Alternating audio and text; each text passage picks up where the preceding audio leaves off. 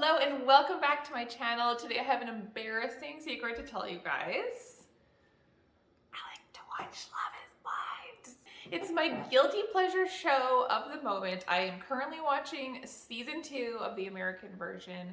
And yeah, I have not watched the Japanese version yet. Before you ask, I have watched the Brazilian.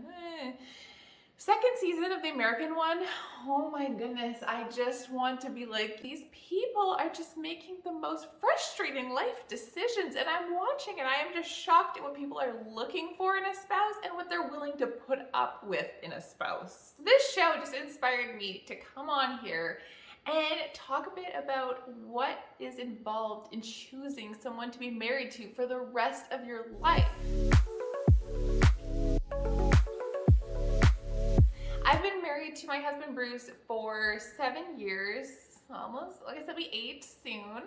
And I'm not saying that we have a perfect marriage. There is no perfect marriage because people are involved and we are not perfect. So, not perfect, however, it's pretty good. And I think that I made a really good choice in choosing my husband. So I'm gonna give you guys some things to think about if you are looking for a husband or you're dating somebody right now and you're like, what should I be thinking about? These are some things to think about. First of all, do not change your core values to match somebody else. You need to stay true to who you are, otherwise you are setting yourself up for a disaster and it is not going to work well. And I'm not talking about if you're already married, because that is a completely different topic. We are talking about people who are not married at this point, to clarify.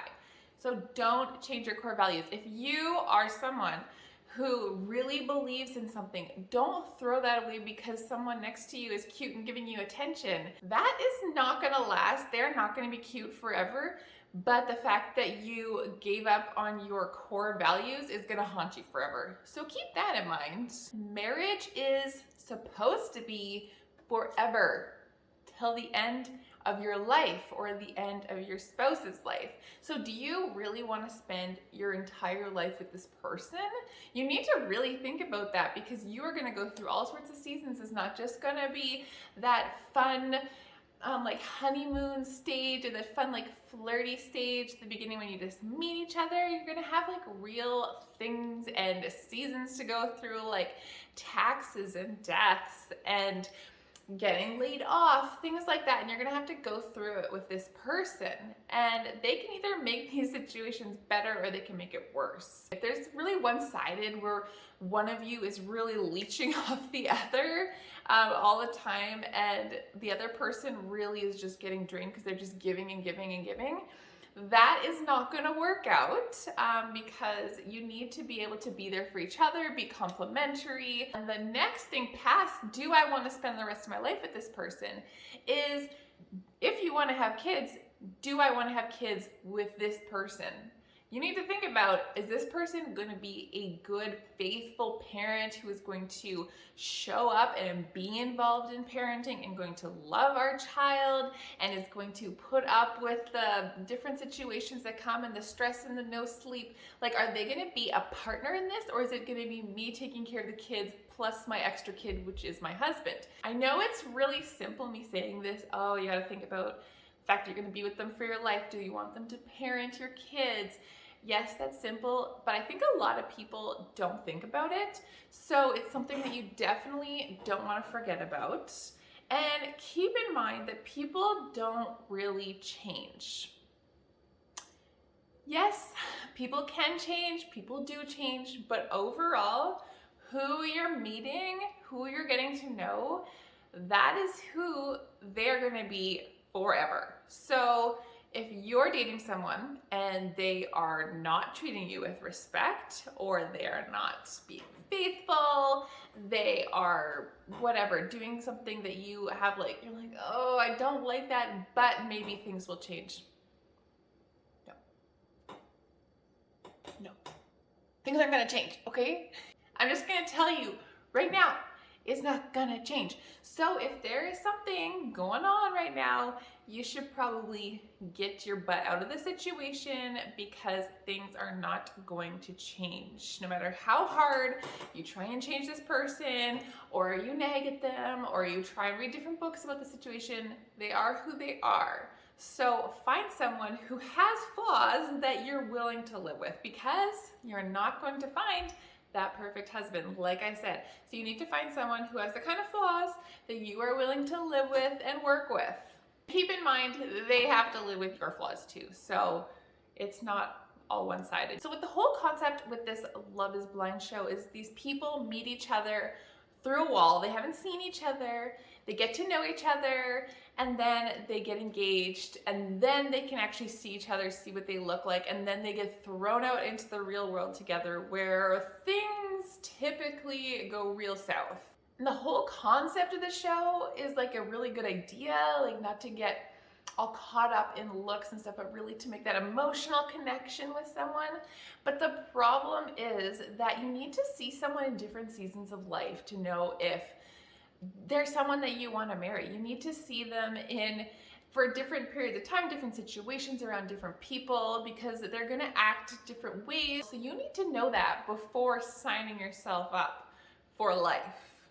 If you only know someone from one setting, you don't truly know them, whether you know them from school or from church or from camp, whatever the situation is. You need to know someone in a variety of settings to really get to know who they are, how they respond, and how they're going to treat you in different things, and also how they treat other people, because they can act real sweet when it's just the two of you, and then you see someone that maybe they don't get along with and they are disrespecting that person, they could easily treat you like that too. So you definitely want to know what they're capable of.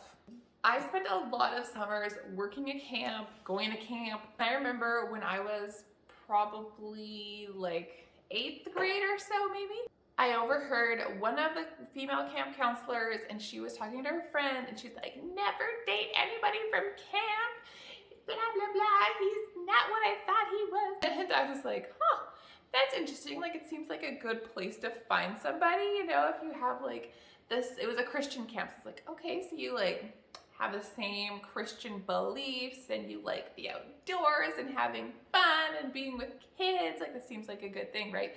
But I guess she'd gotten burnt by dating someone from camp. I guess he was not all he was cracked up to be, while she only knew him in the setting of camp.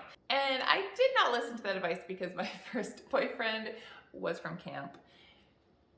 Obviously, I didn't end up marrying him. That's not Bruce. Bruce, on the other hand, I got to know him through church. And then I realized that I knew one of his cousins. And so I was like talking with her.